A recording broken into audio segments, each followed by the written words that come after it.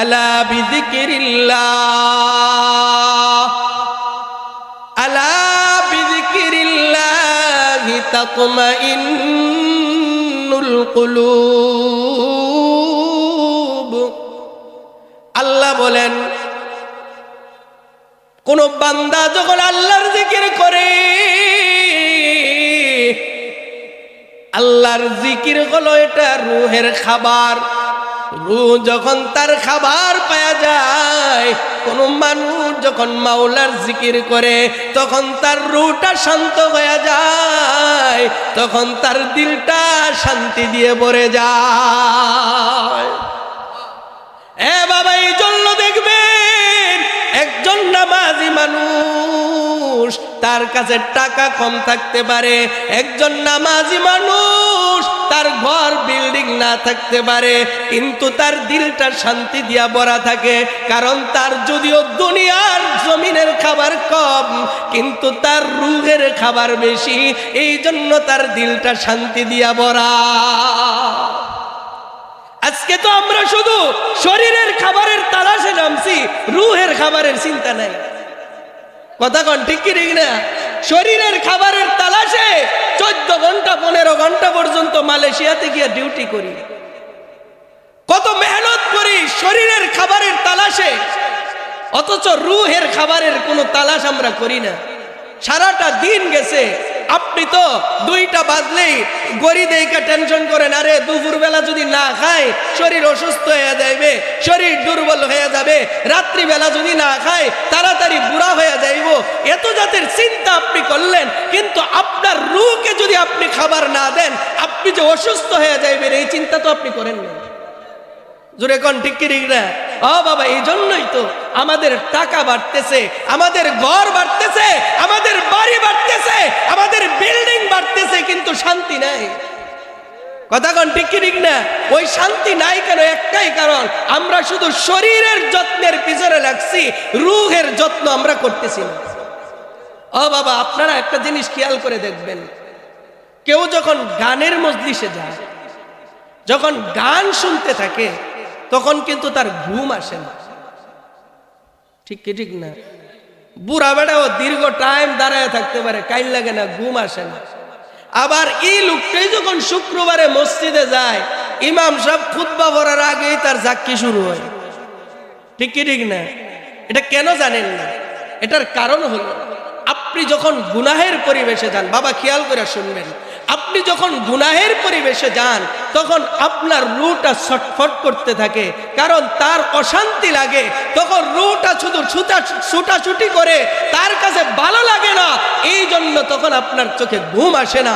আর আপনি যখন নেকের মজলিসে বসেন, আপনি যখন জিকিরের মজলিসে বসেন, আপনি যখন আল্লাহ ওয়ালাদের মজলিসে বসেন, তখন রূহটা তার খাবার পায়, রূহটা তখন শান্তি পায়, আর ওই শান্তির কারণে আপনার চোখে ঘুম চলে আসে। ঈমানের পথে অবিচল থেকে আমার মরণ যেন হয়। ঈমানের পথে অবিচল থেকে আমার মরণ যেন হয়।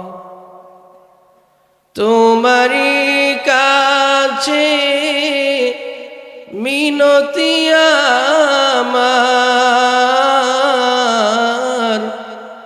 মহামহিম দয়াময়।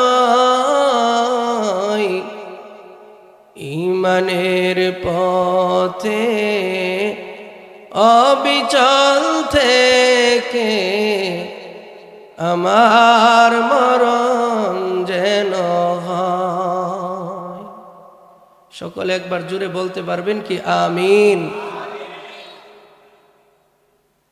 দড়িহাইরমারা কবরস্থান মাদ্রাসা যুব সমাজ ও প্রবাসীদের উদ্যোগে আয়োজিত দ্বিতীয় বার্ষিক ওয়াজ ও দুয়ার মাহফিলে উপস্থিত হযরত উলামায়ে কেরাম, দিন দরদি মুসলমান, পর্দার আড়ালের মা ও বোনেরা, রব্বুল আলামিনের দরবারে অসংখ্য শুকরিয়া যে আল্লাহ আজকের এই সুন্দর আজিম উশান ইসলামী মহাসম্মেলনে আমাদেরকে আল্লাহর দ্বীনের কোরআনের তাওহীদের কথা শোনার জন্য উপস্থিত হওয়ার তৌফিক দান করছেন।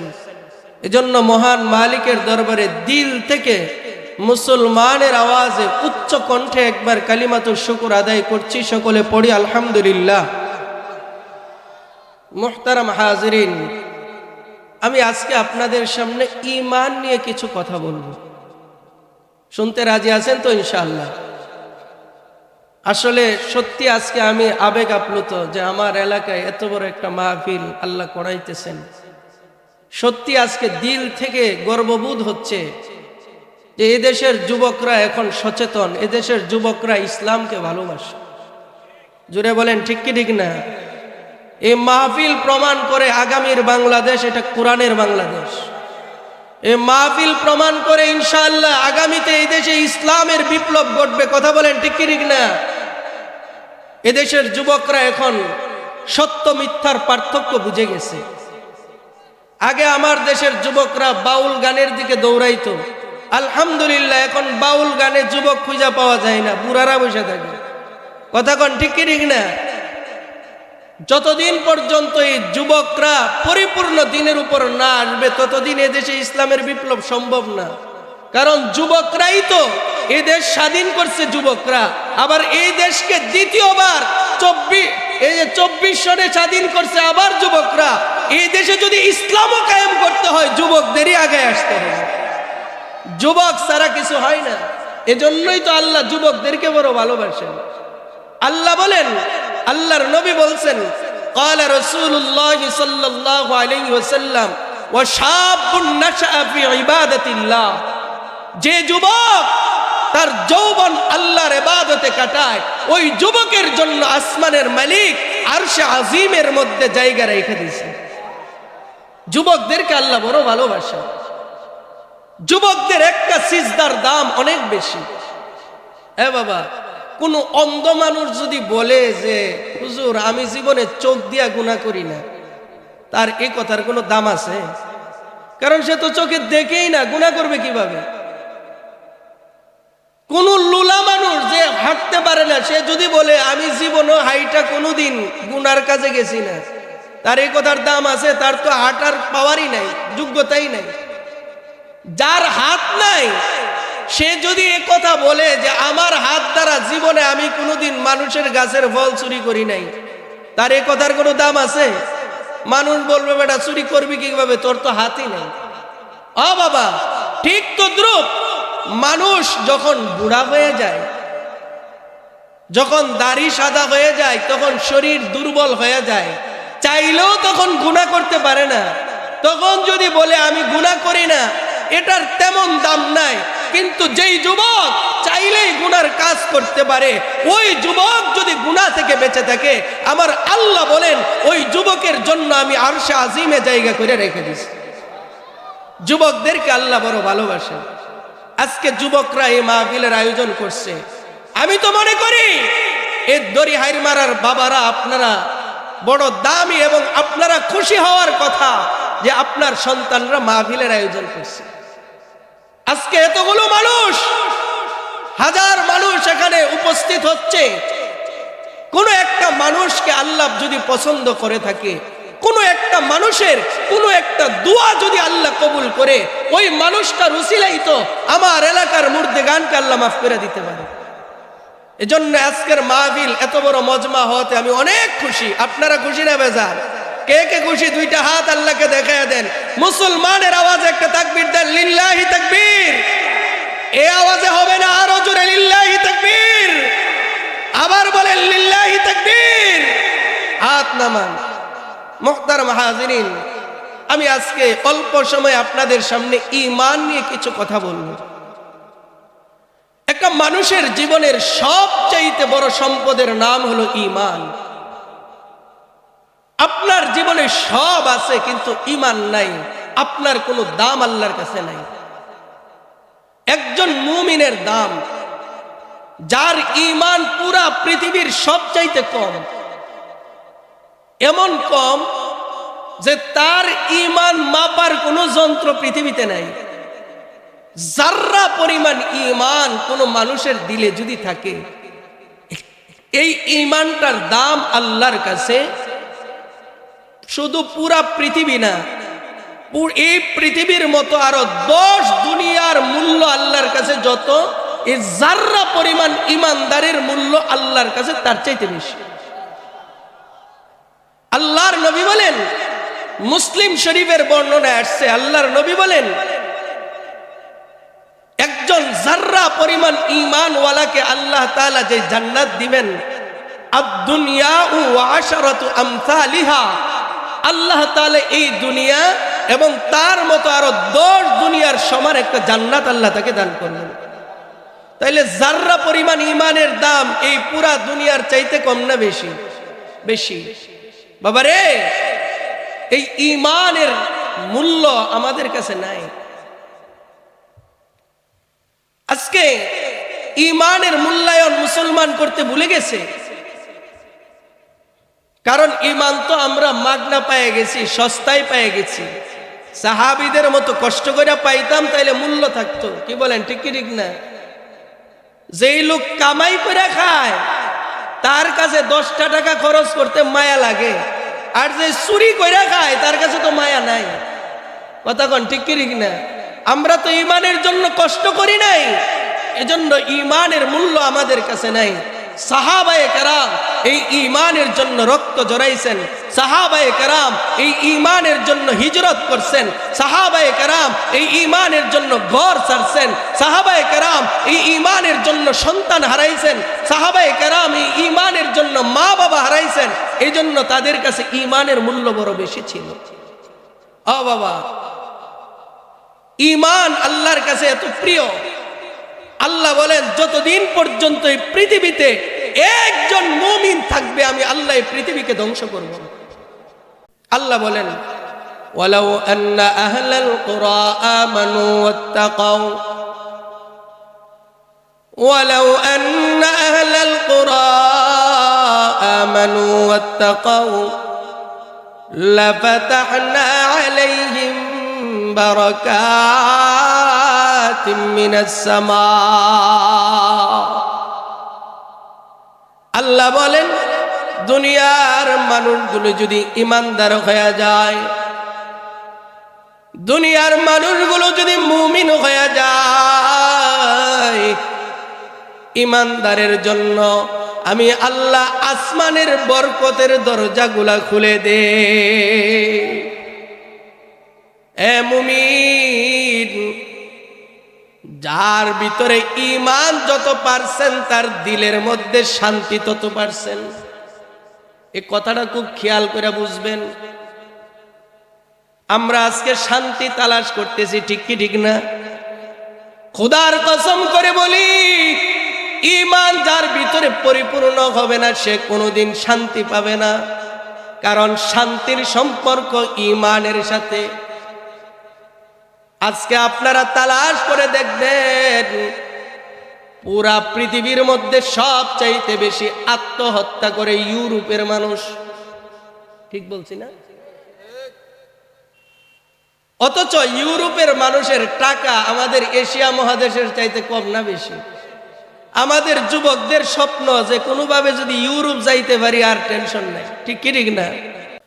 যুবক, যে ইউরোপের টাকা দেখা তুমি এত পাগল যে ইউরোপে এত টাকা, ওই দেশে যাওয়া তোমার স্বপ্ন, অথচ গুগল সার্চ দিলে তুমি পাওয়া যাইবা পুরা পৃথিবীতে সবচাইতে বেশি আত্মহত্যা করে ইউরোপের মানুষ।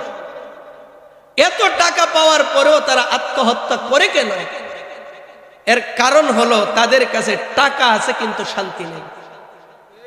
আপনারা বলবেন, হুজুর আপনাদের অনেকের ধারণা থাকতে পারে, হুজুর টাকা থাকলে আবার শান্তি থাকে না কেমনে? টাকা থাকলে তো সব পাওয়া যায়। না বাবা, এটা বুঝতে হলে আরেকটা কথা বুঝতে হবে। আমাদের এই মানব দেহটা 2টা জিনিসের সমন্বয়ে তৈরি। কয়টা? খেয়াল করে শুনেন, জোরে বলেন কয়টা? একটা হলো বাহ্যিক অঙ্গ প্রত্যঙ্গ, আরেকটা হলো রূহ। এই 2টা জিনিসের সমন্বয়ে আল্লাহ আমাদেরকে তৈরি করছেন। আমাদের হাত, পা, মাথা, চোখ, কান, নাক, এই অঙ্গ প্রত্যঙ্গগুলা, এগুলো আল্লাহ তৈরি করছেন মাটি থেকে। এগুলো কোত্থেকে তৈরি করছেন? ওয়ালাকাদ খালাকনাল ইনসানা মিন সুলালাতিন মিন তিন সুম্মা জাআলনাহু নুতফাতান ফি ক্বারারিন মাকিন। আল্লাহ মাটির নির্যাস থেকে আমাদের অঙ্গ প্রত্যঙ্গগুলো তৈরি করছেন। এজন্য আমাদের অঙ্গ প্রত্যঙ্গগুলা সতেজ রাখার জন্য যে খাবারের প্রয়োজন, ওই খাবারগুলাও আল্লাহ মাটি থেকে দিছেন। আমি আপনি যখন 2 দিন খানা না খাই, শরীর দুর্বল হয় কি হয় না? রমজান মাস, বিকাল বেলা কেউ কথা বললে কয়, ভাই কথা মজা লাগে না, শরীর দুর্বল, চলে না। কথা কন ঠিক কি ঠিক না? আবার সন্ধ্যাবেলা যখন কিছু খায় তখন আবার সতেজ হয়ে যায়। 20 রাকাত তারাবি দাঁড়ায় পরে টেরও পায় না। তাইলে আমাদের এই যে দেহটা, এই দেহটা এটা মাটি থেকে তৈরি, এটা সচল রাখার জন্য খাবারের দরকার আছে না নাই? আর ওই খাবারটাও আল্লাহ কোত্থেকে দিতেছেন? মাটি থেকে। আমরা ভাত খাই, দুধ খাই, মাছ খাই, গোশত খাই, সবগুলার মূল তৈরি এগুলো মাটি থেকে। তো আমার মাটির এই অঙ্গগুলো সচল রাখার জন্য আল্লাহ মাটি থেকে খাবার তৈরি করে দিয়েছেন। আর রূহ যেটা, এটা মাটি থেকে তৈরি না। রূহ কি জিনিস? আল্লাহর নবীর কাছে আয়েশা কাফেররা প্রশ্ন করছে, এ মুহাম্মদ, তুমি যদি সত্য নবী হও বলো তো রূহ কি জিনিস? আল্লাহ কোরআনে বলেন, ইয়াসআলুনাকা আনির রূহ, ইয়াসআলুনাকা আনির রূহ কুলির রূহু মিন আমরি রাব্বি ওয়া মা উতিতুম মিনাল ইলমি ইল্লা কলিলা। আল্লাহ বলেন, নবী গো, কাফেররা আপনার কাছে প্রশ্ন করে রূহ কি জিনিস তারা জানতে চায়। কুলির রূহু মিন আমরি রাব্বি, আপনি কাফেরদেরকে বলে দেন রূহ হলো আমি আল্লাহর একটা আদেশ মাত্র। রূহ কি জিনিস? আল্লাহর আদেশ। ও বাবা, একটা মানুষের যখন জান বের হয়, কোন দিক দিয়া তার রূহ বের হয় কোনোদিন আমরা দেখছি? একটা মানুষকে জবাই করলে কি রূহ খুঁজে পাওয়া যাবে? কাফেররা প্রশ্ন করে, মুহাম্মদ, তুমি যদি সত্য নবী হও তাহলে বলো রূহ কি জিনিস। আল্লাহ নবীকে জানায়া দিলেন, কুলির রূহু মিন আমরি রাব্বি, এ নবী আপনি বলে দেন রূহ হচ্ছে আমি আল্লাহর একটা আদেশ মাত্র। আমার আদেশটা যতক্ষণ একটা মানুষের ভিতরে থাকে, সে নড়তে পারে, কথা বলতে পারে, খাইতে পারে, ঘুমাইতে পারে, হাঁটতে পারে, বসতে পারে, সব কিছু করতে পারে। যখন আমি আল্লাহ আদেশটা উঠায় নেই, তার নাম হয়ে যায় লাশ। কথা কন ঠিক কি ঠিক না? ও বাবা, আমার এই দেহটা মাটি থেকে তৈরি, এটার খাবারও আল্লাহ মাটি থেকে দিয়েছেন। আর আমার রূহ এটা মাটি দ্বারা তৈরি না, এটা আমার আল্লাহর আদেশ মাত্র। এটা আল্লাহ তাআলা আসমান থেকে পাঠিয়েছেন। এজন্য এটার খাবারও জমিন থেকে না, এটার খাবারও আলাদা। আমার কথাটা বুঝাইতাম পারছি? রূহ এটা কার আদেশ? এটা মাটি থেকে না, এটা আল্লাহর আদেশ মাত্র। এজন্য যেহেতু এটা মাটি থেকে না, এজন্য এটার খাবারও আল্লাহ মাটি থেকে দেয় নাই। এখন রূহের খাবারের দরকার আছে না নাই? শরীর যেমন তার খাবার না পাইলে শরীর দুর্বল হয়, রূহ তেমন খাবার না পাইলে রূহ দুর্বল হয়ে যায়। এখন রূহের খাবার কি? রূহের খাবার আল্লাহ তাআলা কোরআনে বলে দিয়েছেন। আল্লাহ বলেন, আলা বিযিকরিল্লাহ, আলা বিযিকরিল্লাহি তাতমাইন্নুল কুলুব। আল্লাহ বলেন, কোন বান্দা যখন আল্লাহর জিকির করে, আল্লাহর জিকির হলো এটা রূহের খাবার। রূহ যখন তার খাবার পাওয়া যায়, কোন মানুষ যখন মাওলার জিকির করে, তখন তার রূহটা শান্ত হয়ে যায়, তখন তার দিলটা শান্তি দিয়ে ভরে যায়। এ বাবা, এই জন্য দেখবেন একজন নামাজি মানুষ, তার কাছে টাকা কম থাকতে পারে, একজন নামাজি মানুষ তার ঘর বিল্ডিং না থাকতে পারে, কিন্তু তার দিলটা শান্তি দিয়া ভরা থাকে। কারণ তার যদিও দুনিয়ার জমিনের খাবার কম, কিন্তু তার রূহের খাবার বেশি, এই জন্য তার দিলটা শান্তি দিয়া ভরা। আজকে তো আমরা শুধু শরীরের খাবারের তালাশে নামছি, রূহের খাবারের চিন্তা নাই। কথা কন ঠিক কি ঠিক না? শরীরের খাবারের তালাশে 14 ঘন্টা 15 ঘন্টা পর্যন্ত মালয়েশিয়াতে গিয়ে ডিউটি করি, কত মেহনত করি শরীরের খাবারের তালাশে, অথচ রূহের খাবারের কোনো তালাশ আমরা করি না। সারাটা দিন গেছে, আপনি তো 2টা বাজলেই গড়ি দেইকা টেনশন করেন, আরে দুপুরবেলা যদি না খায় শরীর অসুস্থ হয়ে যাবে, শরীর দুর্বল হয়ে যাবে, রাত্রিবেলা যদি না খায় তাড়াতাড়ি বুড়া হয়ে যাইব, এত জাতের চিন্তা আপনি করলেন। কিন্তু আপনার রূহকে যদি আপনি খাবার না দেন, আপনি যে অসুস্থ হয়ে যাইবেন এই চিন্তা তো আপনি করেন না। জোরে কোন ঠিক কি ঠিক না? ও বাবা, এই জন্যই তো আমাদের টাকা বাড়তেছে, আমাদের ঘর বাড়তেছে, আমাদের বাড়ি বাড়তেছে, আমাদের বিল্ডিং বাড়তেছে, কিন্তু শান্তি নাই। কথা কোন ঠিক কি ঠিক না? ওই শান্তি নাই কেন? একটাই কারণ, আমরা শুধু শরীরের যত্নের পিছনে লাগছি, রূহের যত্ন আমরা করতেছি না। ও বাবা, আপনারা একটা জিনিস খেয়াল করে দেখবেন, কেউ যখন গানের মজলিসে যায়, যখন গান শুনতে থাকে, তখন কিন্তু তার ঘুম আসে না। ঠিক কি ঠিক না? বুড়া বেড়াও দীর্ঘ টাইম দাঁড়ায় থাকতে পারে, কাইল লাগে না, ঘুম আসে না। আবার এই লোকটাই যখন শুক্রবারে মসজিদে যায়, ইমাম সাহেব খুতবা পড়ার আগেই তার জাক্কি শুরু হয়। ঠিক কি ঠিক না? এটা কেন জানেন না?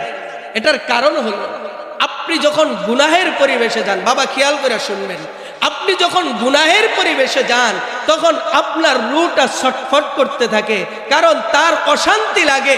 তখন রূহটা শুধু ছুটাছুটি করে, তার কাছে ভালো লাগে না, এই জন্য তখন আপনার চোখে ঘুম আসে না। আর আপনি যখন নেকের মজলিসে বসেন, আপনি যখন জিকিরের মজলিসে বসেন, আপনি যখন আল্লাহ ওয়ালাদের মজলিসে বসেন, তখন রূহটা তার খাবার পায়, রূহটা তখন শান্তি পায়, আর ওই শান্তির কারণে আপনার চোখে ঘুম চলে আসে। বাবারে, এজন্য পায়ে ধরে বলি, রূহের খাবার দেন। রূহের খাবার হলো আল্লাহর ইবাদত। জুড়ে বলেন, রূহের খাবার কি? শুধু আপনি দুনিয়া কামাই করলেন, টাকা কামাই করলেন, ইবাদত করলেন না, তাইলে শুধু আপনার শরীরের খাবার আপনি উপার্জন করলেন, অন্তরের খাবার আপনি উপার্জন করলেন না। ও বাবা, অন্তরের খাবার হলো আল্লাহর ইবাদত। ও বাবা, এজন্য যার ঈমান যত বেশি, যার আমল যত বেশি, তার শান্তি তত বেশি। আজকে মুসলমানদের ঈমান তো একেবারেই দুর্বল, এত দুর্বল, আল্লাহর প্রতি আমাদের ন্যূনতম বিশ্বাসটুকু উঠে যাইতেছে। যদি বলি ভাই আল্লাহ তো খাওয়ায়, জুড়ে বলেন আমাদেরকে খাওয়ায় কে? জুড়ে কন্যাও আল্লাহ খাওয়ায়, এই কথাটা বলি, এরপরে যদি বলি ভাই আল্লাহ তো খাওয়াই, ভাইয়ের না নামাজটা পড়েন না, হুজুর আল্লাহ তো খাওয়ায়, এরপরেও কনিও, এরপরেও মানে আল্লাহ খাওয়া, তবে হ্যাঁ কিছু নিজে ব্যবস্থা করবো লাগে। ওই যে আমরা ইমানের মধ্যে এরপরেও ঢুকছে, এই এরপরেও ঢুকার কারণে আমরা আল্লাহর সাহায্য পাই না। কথা কোন ঠিক কি না? মুসলমানের দিলে তো 100% ইয়াকিন থাকতে হবে, আমার জীবনের ভালো মন্দ যা কিছু হয় সব কার পক্ষ থেকে। পুরা পৃথিবীর মানুষ যদি আমার বিরুদ্ধে লাগে, তাইলে আমার ততটুকু ক্ষতি করতে পারবে যতটুকু আমার আল্লাহ ফায়সালা করে রাখছেন। আর পুরা পৃথিবীর মানুষ যদি আমাকে উপকার করতে চায়, আমার ততটুকু উপকারী করতে পারবে যতটুকু আমার আল্লাহ ফায়সালা করছেন। কি বলেন ঠিক কি ঠিক না? এই ঈমান, এটা হলো মুমিনের সবচেয়ে বড় পুঁজি। আজকে তো ওই ঈমান আমাদের ভিতরে নাই। কোন মানুষ যদি ঈমানদার হয়ে যায়, আল্লাহ তাকে 5টা পুরস্কার দেয়। কয়টা? আমি ওই দিন বড়ইতলাতে বয়ান করছিলাম, মুত্তাকির জন্য 12টা পুরস্কার। আজকে বলবো ঈমানদারের জন্য কয়টা পুরস্কার? জুড়ে কন্যা 5টা পুরস্কার। শুনতে রাজি আছেননি?